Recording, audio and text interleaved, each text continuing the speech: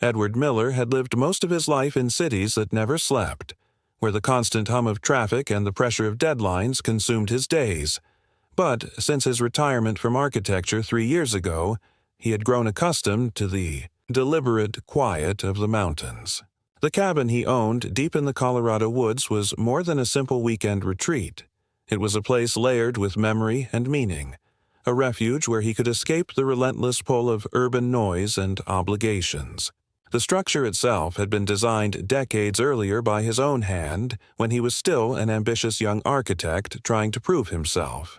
And, though modest in size, every line of the roof and every corner of the wooden beams carried his fingerprints. To Edward, it was not simply a piece of property. It was the closest thing to permanence he had ever created, something tangible that connected his past professional life with his present solitude. Since the death of his wife, Margaret, 5 years earlier, the cabin had also become the last place where he felt her presence. She had loved the mountain air, the scent of pine needles, and the way the sunlight cut through the trees in long golden beams during the late afternoons. Edward found himself returning more often after her passing, lingering longer, sketching quietly at the oak desk in the corner while listening to the creak of the logs during cold nights. By the time autumn arrived this year, Edward had begun organizing old drawings, preparing to write a personal book about the philosophy of spaces and what homes meant beyond their physical structure. He was not a man who thrived on social circles or constant company. He was content with silence, with the company of his own thoughts and the occasional visit from his daughter, who lived in Denver. His neighbors in the valley rarely saw him except when he drove into town for groceries or supplies, and he liked it that way. He had always been the quiet observer in a room rather than the loud speaker, and retirement had only deepened that natural tendency. People from the Homeowners Association sometimes tried to involve him in community meetings, but he declined politely, explaining that his cabin was not meant for full-time living and that he did not wish to entangle himself in neighborhood politics. It was on a crisp Friday evening in late October, when the air smelled of wet earth after a light drizzle, that Edward drove up the gravel path leading to his cabin, expecting nothing more than the familiar creak of the porch steps and the comfort of a fire in the old stone hearth. He parked his car, unloaded a bag of groceries, and walked toward the door with the anticipation of quiet. Yet, even before he placed the key in the lock, he noticed something that unsettled him. Faint laughter drifting through the wooden walls, the muffled sound of voices echoing inside. His first irrational thought was that his daughter had come early to surprise him, but as he listened more closely, the voices were unfamiliar, younger, lively, carrying the tone of vacationers rather than family. Confused, he pushed the door open and was greeted not by the stillness of his private retreat but by the sight of strangers. 3 people in their mid-30s, with backpacks and jackets tossed over his furniture, a half-finished bottle of wine on. His kitchen counter and muddy shoes carelessly abandoned on the rug he had bought with his wife years ago. The shock froze him in place, and for a long second the intruders looked just as startled as he was, until one of them, a woman with curly hair and hiking boots, smiled nervously and said, "You must be the owner. We hope it's okay. We booked this place on Airbnb. It's beautiful." Edward felt his breath catch as her words registered. Airbnb. His cabin had never been listed for rent, never offered to tourists, never meant to be anything but his sanctuary. He muttered a hoarse denial, insisting there must be a mistake, but the guests pulled out their phones and showed him the confirmation email, the photographs of his living room uploaded online, the name of the host clearly written. And there it was, bold as daylight. Greg Patterson, president of the Homeowners Association, the man who occasionally waved at Edward from across the valley but whom he had never trusted. In that instant, the unease that had simmered beneath Edward's quiet life boiled into something darker, a sense that his solitude and privacy had been violated in a way more profound than if the cabin had simply been broken into. The tourists were polite, apologetic even, but their very presence unsettled him to the core. His private sketches lay open on the desk, his late wife's shawl hung over the back of a chair, and his carefully kept space had been turned into a transient stop for strangers. As he tried to collect himself, Edward realized that his retreat was no longer untouched. It had been taken from him in silence, repurposed without his knowledge, and sold to others as though it belonged to someone else. For the first time in years, the cabin felt foreign, and the thought that an association he had deliberately avoided had somehow taken possession of his world filled him with a quiet but burning dread. Edward stood in the doorway for longer than he could measure, disoriented by the surreal confrontation between his expectation of solitude and the reality of strangers inhabiting his most private space. The three tourists, 2 men and a woman, tried to reassure him by showing digital receipts and a listing that carried his address, photographs of his cabin, and instructions for accessing the keys. Their tone was awkward, wavering between defensiveness and embarrassment. But what unsettled Edward was not their presence as individuals, but the fact that they were so convinced of the legitimacy of their stay that they seemed to believe he was the intruder, some cranky landlord who had lost track of his own agreement. When he pressed them with questions, where did they find the listing? Who had communicated with them? How did they obtain the code for the padlock on the side shed? They answered with an unbothered ease that only deepened his unease. The host profile, they explained, belonged to a man named Greg Patterson, who had presented himself as the authorized manager of the property, claiming that the owner had delegated rental rights to the homeowners association. The name was a jolt like ice water poured down his spine. Greg Patterson was not some random scammer. He was the very man who chaired the local HOA, the one Edward had consciously kept at arm's length for years, the sensing in him a certain smug opportunism masked behind handshakes and community rhetoric. Edward had never given him permission to step foot inside his cabin, let alone to profit from it. As the tourists settled uneasily into gathering their belongings, apologizing and offering to leave early if necessary, Edward felt his composure slipping. He asked to see the details of the booking again, and when the woman handed him her phone, he read with growing horror the check-in instructions, which referenced a lockbox attached to the side of the cabin. The code was printed plainly. He had never installed any lockbox there. He stormed outside and found, to his dismay, a shiny new black box bolted discreetly to the wall, one he had never purchased or authorized. It contained a spare set of keys to his own front door. The violation struck him deeper than he could articulate. Someone had physically altered his property, installed access for strangers, and handed out instructions as if it were a hotel. He pried the box open with shaking hands, removed the keys, and returned inside to confront the baffled tourists.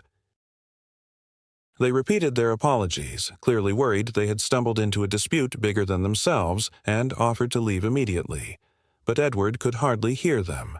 His mind was already racing through questions of legality, betrayal, and the realization that if Patterson had gone this far, then there must be paperwork somewhere claiming legitimacy. He told the tourists that they were victims of a fraudulent listing, urged them to file a complaint with Airbnb, and after seeing them depart down the gravel road, he locked the door, collapsed into the chair at his desk, and stared at the wall as if it could provide clarity. The next morning, Edward drove into town and marched into the HOA office, a sterile building tucked between a real estate agency and a cafe, with Patterson's name engraved on a brass plaque near the entrance.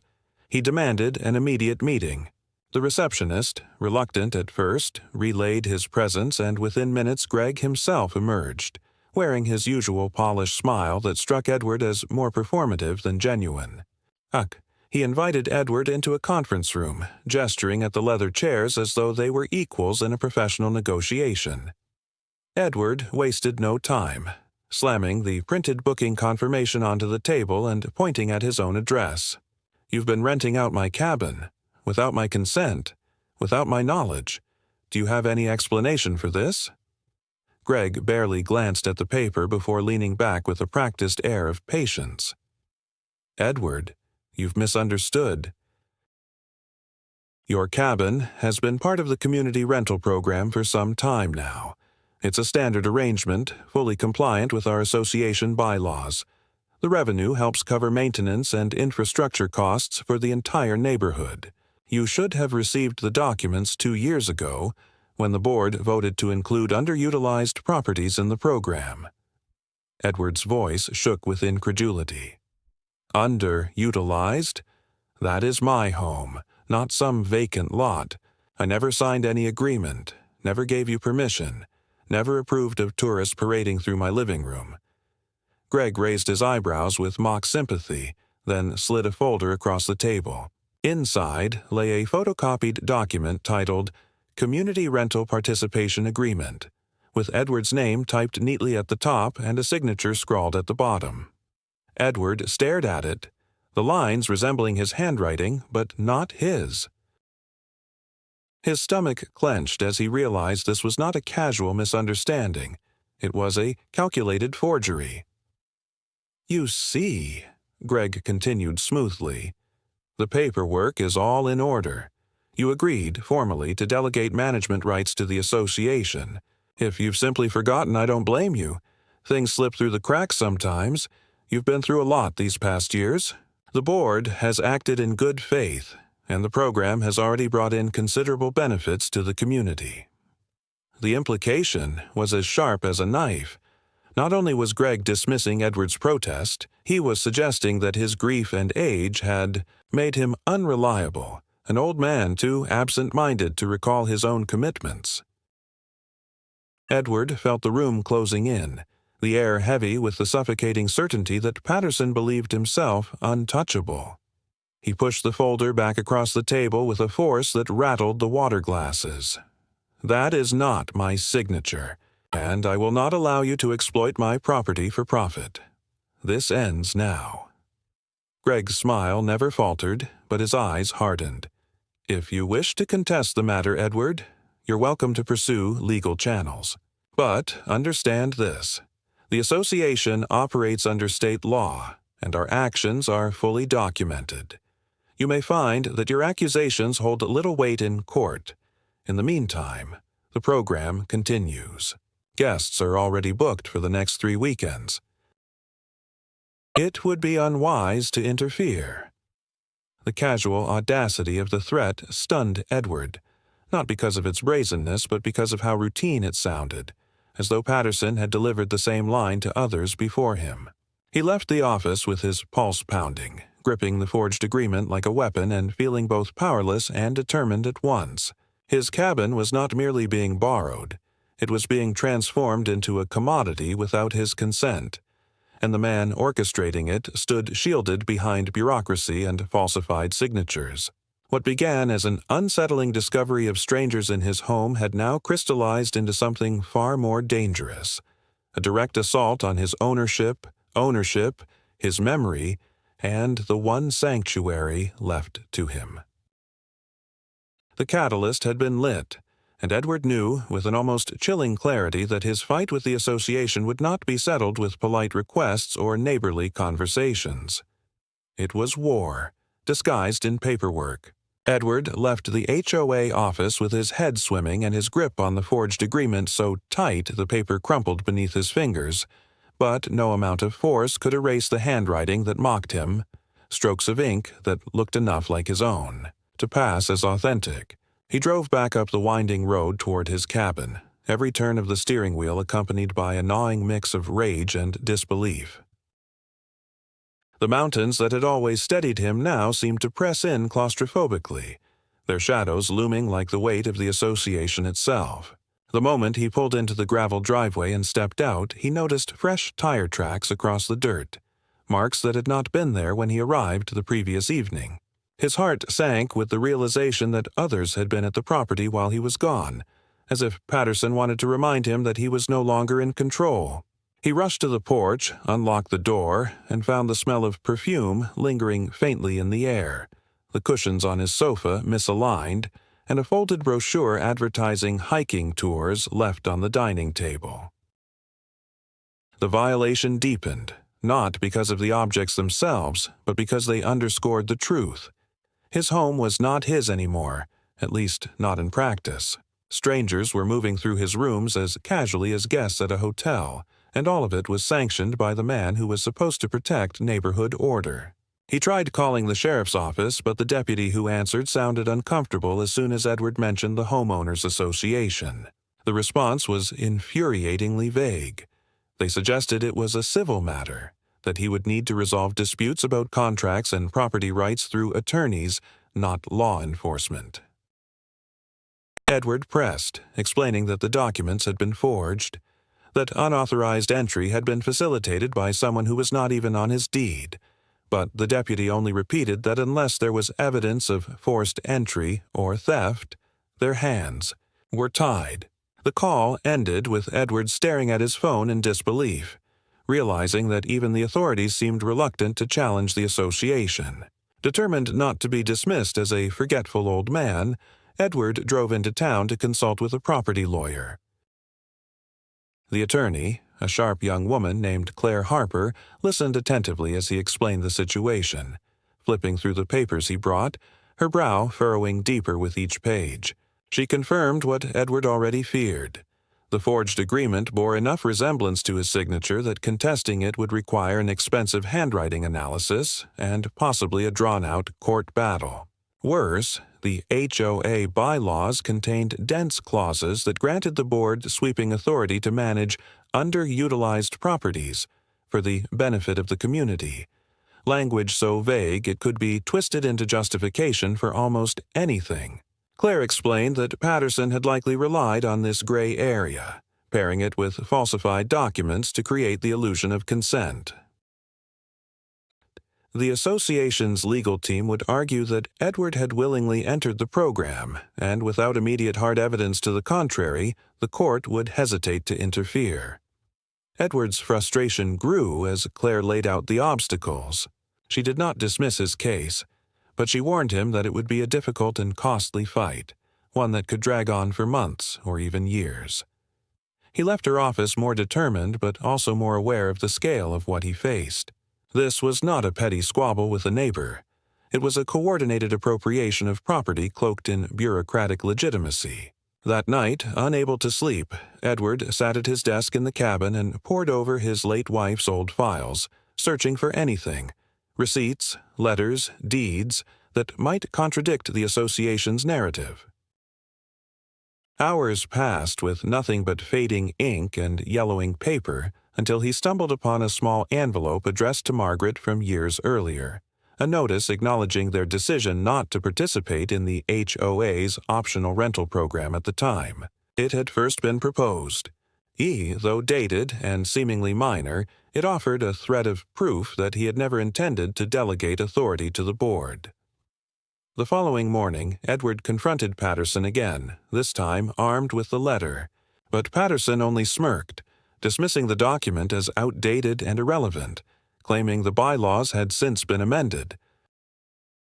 He leaned across the table and said in a low, steady voice that carried more menace than volume, "Edward, you've had the luxury of enjoying your cabin in peace for years. The community has been patient with your refusal to participate. But times change. This program is here to stay, and your resistance only makes things more complicated for you." It was the first time Patterson dropped the pretense of neighborly civility, and the effect was chilling. Edward left with the sickening realization that Patterson not only believed himself untouchable, but had grown accustomed to bending rules without consequence. That afternoon, another group of renters arrived at the cabin, dragging suitcases across the porch while Edward was still inside. When he confronted them, they looked at him with confusion and irritation, insisting they had paid for their stay. They even showed him a printed schedule, with his cabin listed among other community-managed lodgings. Edward forced them to leave, his voice raised in a way that startled even himself, but he knew the confrontation would only fuel Patterson's narrative that he was unstable. By the time evening fell, Edward sat by the cold fireplace, his cabin silent again but stripped of its sanctuary. The escalating intrusions had shifted the conflict into something larger than legality. It was a battle for dignity and autonomy, against an adversary who had already demonstrated a willingness to rewrite reality with ink and signatures.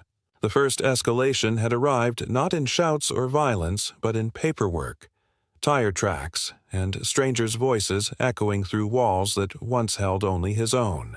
And for the first time in years, Edward felt not like an architect in control of his space, but like a man watching helplessly as the ground was pulled from beneath him, brick by brick, until even his memories risked being erased.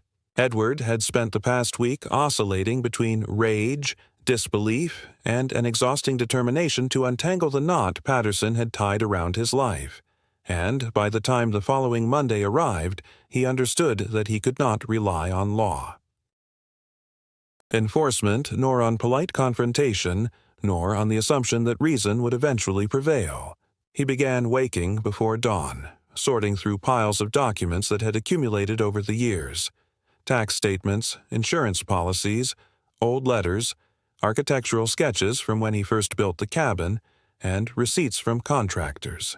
His desk became buried beneath paper, a chaotic topography of his life, and in the process of digging he stumbled upon something that sent a chill down his spine. A file from the county recorder's office containing a recent set of architectural drawings. He did not remember requesting these, nor had he filed for any changes to the cabin, yet there they were, schematics stamped with the HOA's letterhead, dated only 3 months earlier, depicting his property as though it had been repurposed. The drawings showed an extended lodging facility, his cabin absorbed into a broader development project that included 3 other parcels of land. His private retreat had been sketched not as a home, but as a unit in a future tourist lodge. For hours Edward stared at the plans, reading every line, tracing every measurement with trembling fingers. The precision was professional, too clean to be improvised. Whoever had drawn them knew the cabin intimately, had either broken in repeatedly to survey it, or had access to records that should never have been shared. He noticed details only he could have known: the angle of the fireplace chimney, the hidden storage alcove near the back porch, even the precise slope of the roofline he had designed decades ago. These were not generic sketches, they were theft translated into ink. With growing dread, he realized that Patterson's forgery of his signature was not a single act of opportunism, but part of a larger scheme to reconfigure property lines, convert private homes into assets, and sell the entire package to investors eager to carve out profit from the mountain air. Unable to bear the weight of the discovery alone, Edward returned to Claire Harper, the attorney who had reluctantly agreed to examine his case. He spread the schematics across her desk, his voice hoarse as he explained how he had found them. Claire leaned over the drawings, her eyes narrowing.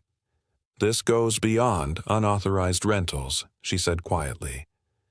"This looks like preparation for redevelopment.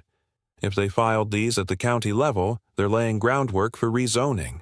Once rezoning is approved, your objections won't matter because your property will no longer exist as a private single-dwelling residence. It'll be part of a commercial parcel."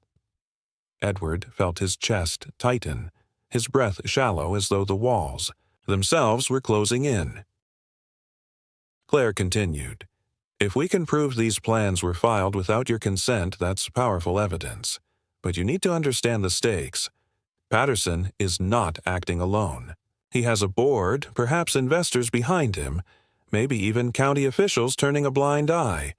This is not simply one man's greed, it's a machine, and machines grind up anyone in their way." Her words rang true. Edward left her office with copies of the schematics, each page now heavy with implication. That night he sat in his cabin with the documents spread across the table, a glass of untouched bourbon sweating beside him, and he felt the strange sensation of being a witness to the erasure of his own life. He could almost see Margaret sitting in her old chair, knitting in the lamplight, her presence steady and grounding. What would she have said now? Perhaps she would have urged him not to surrender, to remember that walls could be rebuilt, that signatures could be contested. But Edward felt the deeper truth. What was at stake was not just timber and land, but the very notion that something in this world could belong to a single person, untouched by the grasping hands of bureaucracy. 2 days later, as if to confirm his darkest suspicions, another group arrived at the cabin. But these were not backpackers or families seeking a mountain holiday. They were men in business attire with clipboards, walking the perimeter, jotting down notes, speaking in low, transactional voices. Edward confronted them furiously, demanding to know their purpose, and one of them, a tall man with sharp features, replied with unnerving confidence that they represented a development firm evaluating potential sites. When Edward insisted they were trespassing, the man simply shrugged and said, "Your association granted us access. This is all preliminary. Nothing to be alarmed about." His tone was the kind of dismissive reassurance one might use on a stubborn child. Edward's anger surged, but beneath it he felt something colder: fear. These men were not confused tourists, not victims of a fraudulent listing. They knew exactly what they were doing. They believed they had permission, and their presence meant contracts had already been discussed behind closed doors. When they departed, leaving behind cigarette butts crushed into his gravel driveway, Edward realized the scale of what was unfolding. He was not merely fighting to remove strangers from his home. He was standing in the path of a project that would erase his claim altogether. That night he combed through county records online, using public databases he had never explored before. The work was tedious, his eyes aching from hours staring at the screen, but eventually he found it. A preliminary filing for a community resort initiative, submitted by the HOA, with Patterson listed as the primary contact. Attached was a draft agreement with an investment group based in Denver. His cabin's parcel was included in the list of assets. He printed every page, the stack of papers growing until it felt like the weight of a coffin. The discovery marked a turning point, the moment when Edward understood with a clarity that shook him that his battle was not about a few forged signatures or about renters drinking wine in his living room. It was about erasure at the bureaucratic level, his life reduced to an entry in a portfolio designed to enrich people who had never built anything with their own hands. As dawn crept through the windows, painting the walls with pale light, Edward knew the midpoint of his struggle had arrived. He was no longer reacting in shock to Patterson's maneuvers, but confronting a system prepared to devour him. He could no longer remain the passive man who sought quiet in the woods. He would have to fight with everything he had, not only to save the cabin, but to preserve the memory of a life lived within its walls. Edward awoke one morning to the sound of voices outside his cabin, low and clipped, the kind of tone used by people who believe they are entitled to stand wherever they please. When he opened the curtains, he saw 2 uniformed contractors hammering a wooden stake into the ground near his driveway, attaching a laminated notice that flapped lightly in the mountain wind. He stepped outside quickly, demanding to know what they were doing, but they barely looked at him, one muttering that they had been instructed by the Homeowners Association to mark property lines for upcoming improvements. Edward tore the notice down before the ink had time to settle in his memory, and his heart sank as he read the words printed in bureaucratic precision. Notification of community redevelopment. Parcel subject to collective use. Do not remove. He crumpled the paper in his fist, aware that by simply reacting he had already entered into the narrative Patterson wanted, that of a stubborn man resisting what had been officially decided. Over the following days, the pressure escalated in ways that were subtle yet suffocating.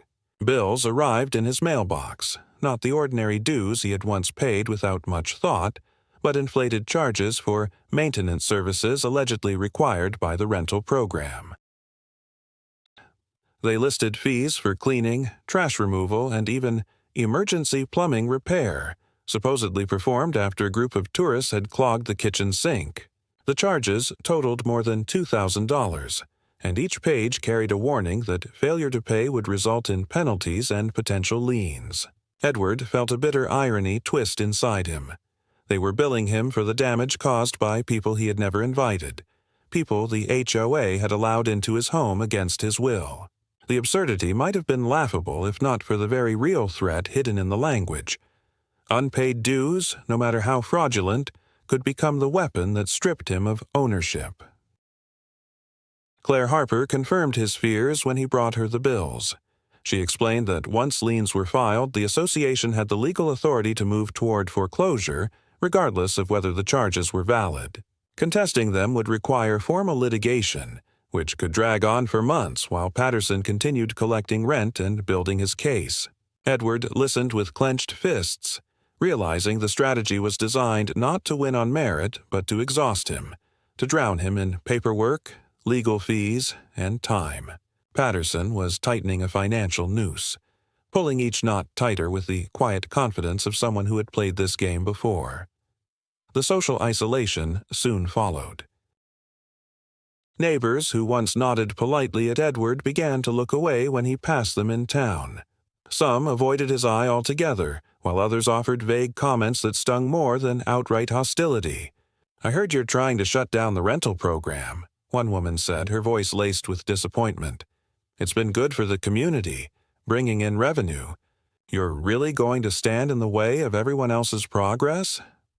Edward tried to explain the truth, that his cabin had been stolen in plain sight, that his signature had been forged, but she only shook her head as though he were grasping at excuses.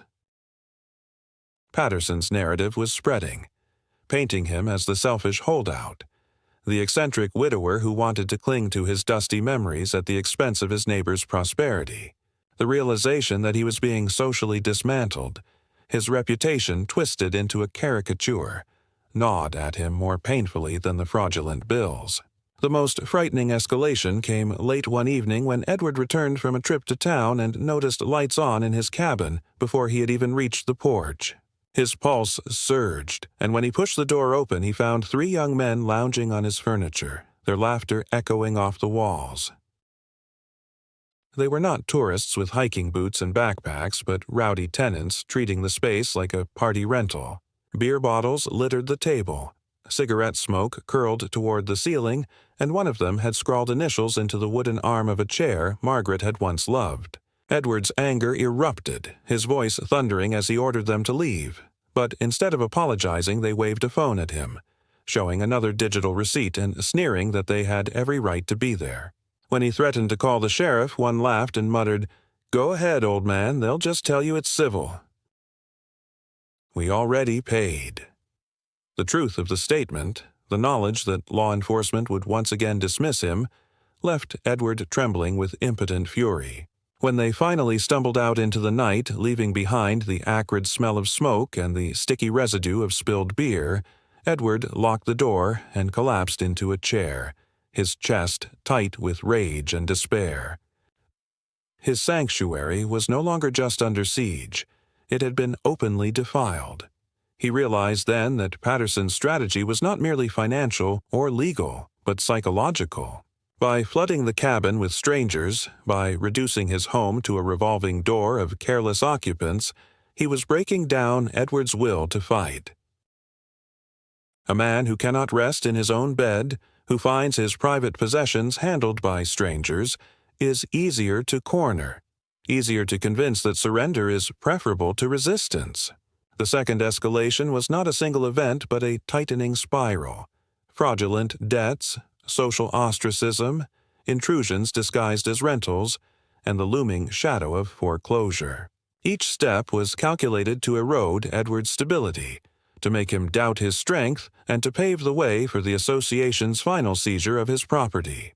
Yet, as he sat in the wreckage of his living room, the air still tainted by the presence of those who had no right to be there, Edward felt a new clarity burning beneath his despair.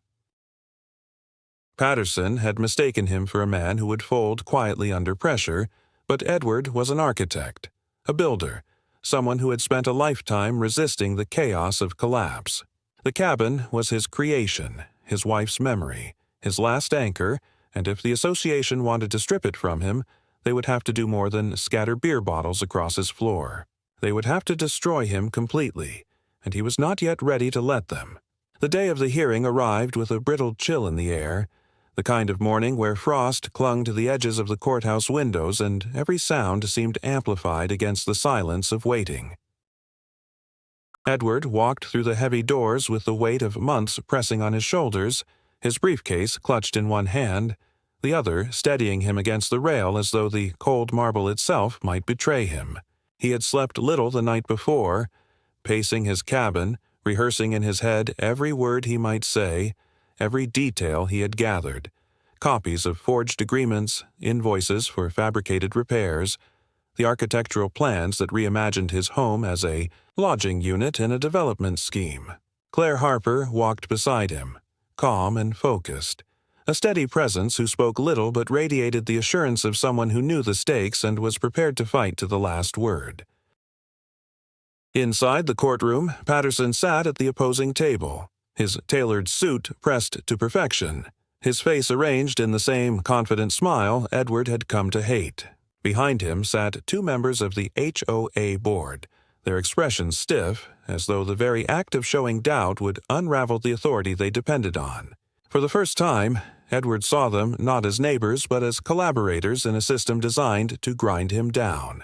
The judge entered, and the proceedings began with the kind of formality that always made Edward feel small, but as the hours unfolded, his determination sharpened into something steady and unyielding. Patterson's attorney opened with a smooth narrative, painting Edward as an absent owner, someone who had neglected his property, allowing it to fall into disuse until the association, acting responsibly, integrated it into a program that benefited the entire community. He held up the forged agreement like a banner, insisting that Edward had signed willingly, that his protests were the product of forgetfulness, or worse, a calculated attempt to disrupt progress. The board members nodded, their silence reinforcing the script as if all of this had been rehearsed countless times. When Claire stood to respond, her voice was even, measured, but the precision of her words sliced through the air. She presented the forged agreement alongside Edward's authentic signatures from previous legal documents, highlighting discrepancies with the aid of an expert analyst who testified to the probability of forgery. She unveiled the inflated invoices, each tied not to contractors but to shell companies linked directly to Patterson's associates, a trail of paper that spoke louder than accusation. Then she laid out the architectural plans, stamped and filed, depicting Edward's cabin as a part of a resort development, a document that made clear the intent was never about community benefit, but about profit, about turning private homes into commercial assets. The courtroom shifted in its silence. Even the judge leaned forward, tapping a pencil against the desk as though weighing the gravity of the evidence. Patterson's composure wavered only slightly, but Edward, watching closely, saw the tightening of his jaw, the faint twitch of irritation breaking through his mask. The board members behind him exchanged nervous glances, their confidence faltering for the first time. When Edward himself was called to speak, he rose slowly, his hands gripping the edge of the witness stand.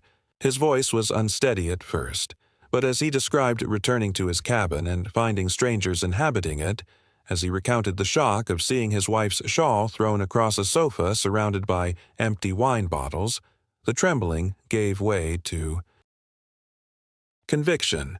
He spoke not as a lawyer or a businessman, but as a man who had built a space with his own hands, who had lost his partner and clung to the last sanctuary of their shared life, only to have it stolen through signatures and lies. He told the court that it was not just about money, not about community programs or bylaws, but about the fundamental right to call something your own without having it rewritten on paper and sold while you slept. By the time he finished, the room was still, and even Patterson's attorney hesitated before rising again. He attempted to dismiss Edward's testimony as sentimental, irrelevant to the technicalities of the case, but the words felt hollow in the echo of Edward's conviction. Claire ended the day with a closing argument that tied every thread together. The forgery, the fraudulent invoices, the architectural plans, and the pattern of intimidation. "This is not governance," she said, her voice carrying across the room. "This is theft disguised as policy." When the judge finally spoke, the decision was sharp and decisive. The forged documents were invalidated. The rental program applied to Edward's cabin declared unauthorized and the liens voided. More than that, the judge ordered a review of the HOA's practices, forwarding evidence of fraud to the district attorney's office for criminal investigation. Patterson sat motionless, the smile gone from his face, his eyes fixed on the table as though staring at the ruins of his carefully built scheme. Edward left the courthouse exhausted but lighter, the air outside crisp and cold, the sky opening into a pale blue that seemed, for the first time in months, to carry a hint of peace. The battle had not ended corruption itself, but it had torn the mask from Patterson's authority and restored to Edward the one thing that mattered most, the truth that his cabin was his own, not because of paperwork, but because he had fought for it. When no one else would. In the weeks that followed the ruling, the mountain air seemed sharper, carrying with it a clarity Edward had not felt in years. The cabin, once saturated with the restless presence of strangers, returned to silence. A silence no longer oppressive but restorative, as though the walls themselves had waited patiently for his return. He moved slowly through each room, putting back the small things that had been shifted, repairing scratches on the furniture, airing out curtains, tending to the hearth. These ordinary tasks became rituals of reclamation, ways of telling himself that he had not only won in court but had driven the intrusion out of his private world. Neighbors began to approach him differently, some with quiet apologies, others with cautious admiration, for the proceedings had exposed far more than his personal ordeal. Patterson had resigned from his position within days, facing not only disgrace but a criminal investigation, and whispers spread that other board members would soon step down as well. The association, once arrogant in its authority, had been forced into oversight by the county, and meetings that had been little more than rubber stamps now opened with tense transparency, each decision scrutinized. Yet for Edward, victory was not measured in reforms or resignations, but in the simple act of waking to the sound of wind in the pines, of drawing a line once again between the world outside and the sanctuary within.